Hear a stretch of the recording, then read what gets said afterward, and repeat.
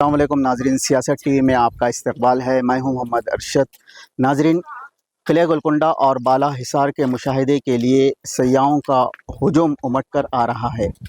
آج ہم قلعہ گولکنڈہ اور بالا حصار کی تاریخ جانیں گے۔ بالا حصار سطح زمین سے کتنی بلندی پر واقع ہے؟ قطب شاہی بادشاہوں نے بالا حصار کو کیوں تعمیر کیا تھا؟ اس کی تعمیر کا مقصد کیا ہے؟ اس کی مضبوطی کا راز کیا ہے؟ یہ ساری تفصیلات ہم اس خاص پروگرام میں جانیں گے۔ بالا حصار قلعہ گولکنڈہ کا بلند ترین مقام۔ بالا کے معنی بلند اور حصار قلعے کی دیوار۔ بالا حصار قطب شاہی دور کی گویا اسکائی اسکریپرس بلند ترین عمارت مانی جاتی ہے۔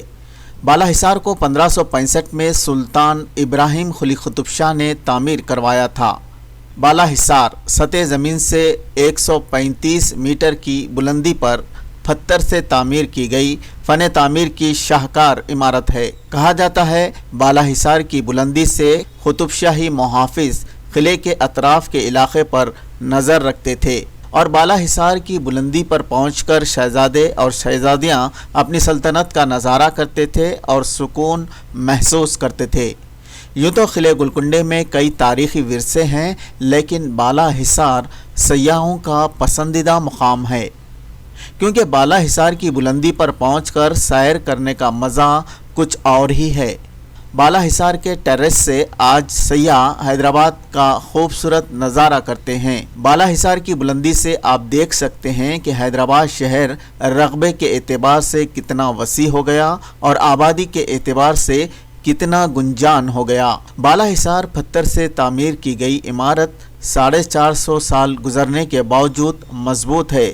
اس عمارت میں کمانیں تعمیر کی گئی اور اس عمارت کو 12 دری بھی کہا جاتا ہے۔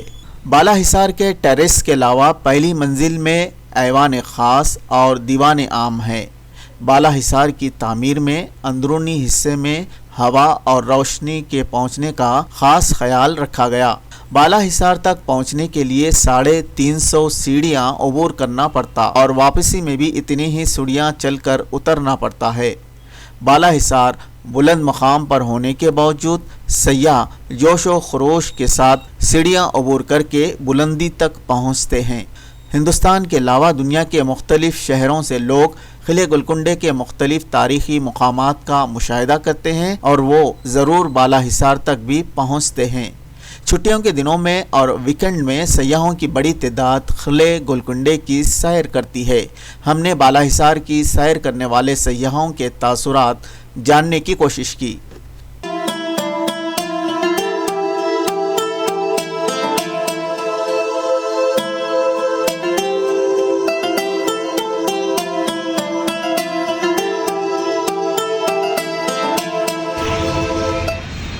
ہم مہاراشٹر سے آئے یہاں پہ خاص گولکنڈہ قلعہ دیکھنے کے لیے۔ مہاراشٹر میں بھی بہت سارے قلعے ہیں، مگر واقعے میں یہاں پہ ہمارے کو یہ قلعہ زبردست اچھا لگا اور ہم بہت مشکل سے آئے بچے، یہ اوپر اور جانا باقی ہے۔ ابھی تو ہم آدھے میں آئے، ایک 400 پیری چڑھ کے آئے بھائی۔ زبردست ماشاءاللہ، زبردست ہے ایک دم، بہت ہمارے کو اچھا لگا۔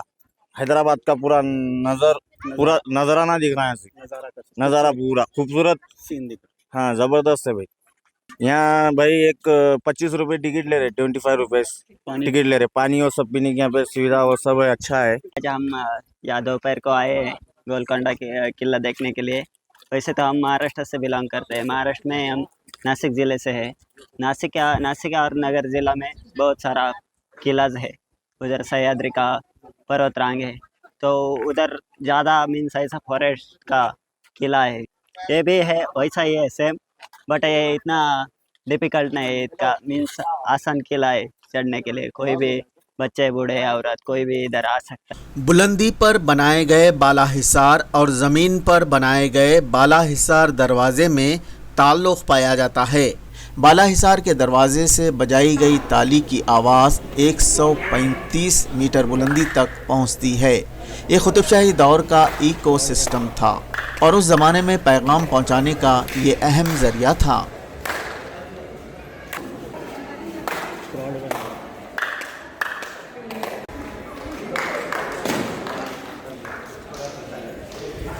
قلعہ گولکنڈے کی زائدس 800 سالہ تاریخ ہے۔ سن 1184 میں قلعہ گولکنڈے پر کاکتیہ سلطنت تھی۔ کاکتیہ کے بعد 1364 میں بہمنیوں کا دور شروع ہوا تھا۔ بہمنیوں کے بعد 1518 سے 1687 تک یعنی 169 سال تک 7 قطب شاہی بادشاہوں نے قلعہ گولکنڈہ اور حیدرآباد پر حکومت کی تھی۔ گولکنڈہ قلعے کا جو آؤٹر سرکمفرنس ہے اس کو اگر آپ ایک مطلب گھیرے کو اگر ناپے تو تقریباً 12 کلومیٹر کا ہوتا ہے۔ تو دنیا کے بڑے کافی مطلب سب سے بڑے قلعوں میں سے ایک اس کا شمار ہوتا ہے، جو آؤٹر باسٹین ہے اس کا۔ تو گولہ کونڈا نام کے علاوہ جو ہے جیسا گلبرگہ ہے، گل اور برگد، ویسے گل کندا مطلب پھول کی طرح کٹا ہوا۔ اگر اس کا جو سائٹ پلان ہے گولکنڈے کا وہ اگر ہوا میں سے دیکھیں، ایریل وہ دیکھیں تو ایسا ایریل ویو اگر دیکھیں گولکنڈے کا تو ایسا لگے گا کہ زمین پہ گلدستہ رکھا ہوا ہے۔ تو وہ گلکندا نام بھی اس کے لیے وہ ہوتا ہے۔ حیدرآباد کی تاریخ یا دکن کی تاریخ میں جو دلچسپی رکھتے ہیں وہ لوگوں کی ایک خواہش ہے کہ تلنگانہ سے کوئی ورلڈ ہیریٹیج مانیومنٹ جو ہے، ورلڈ ہیریٹیج سائٹ کسی کو ملے، جیسا ورنگل میں رامپا ٹیمپل کو 2021 میں ملا۔ 1591 میں محمد قلی قطب شاہ نے قطب شاہی سلطنت کو قلعہ گولکنڈے سے حیدرآباد آباد کر کے وسعت دی تھی۔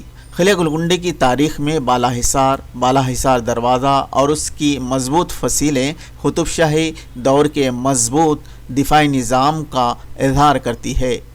تاہم 1687 میں اورنگزیب نے قطب شاہی سلطنت کے مضبوط دفاعی نظام کو توڑتے ہوئے قطب شاہی سلطنت کا خاتمہ کر دیا تھا۔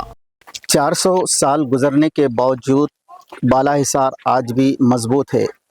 قطب شاہی بادشاہوں نے اس قلعے کو، جو کبھی پہلے مٹی کا قلعہ تھا، دوبارہ پتھر سے تعمیر کروایا، اور بالا حصار اور قلعہ گولکنڈے کی مضبوطی کا یہی راز ہے۔ سیاست ٹی وی کے اس خاص پروگرام میں فی الحال بس اتنا ہی۔ آپ کے میزبان محمد ارشد کے ساتھ کیمرہ مین سید مبین کو دیجیے اجازت۔ اللہ حافظ۔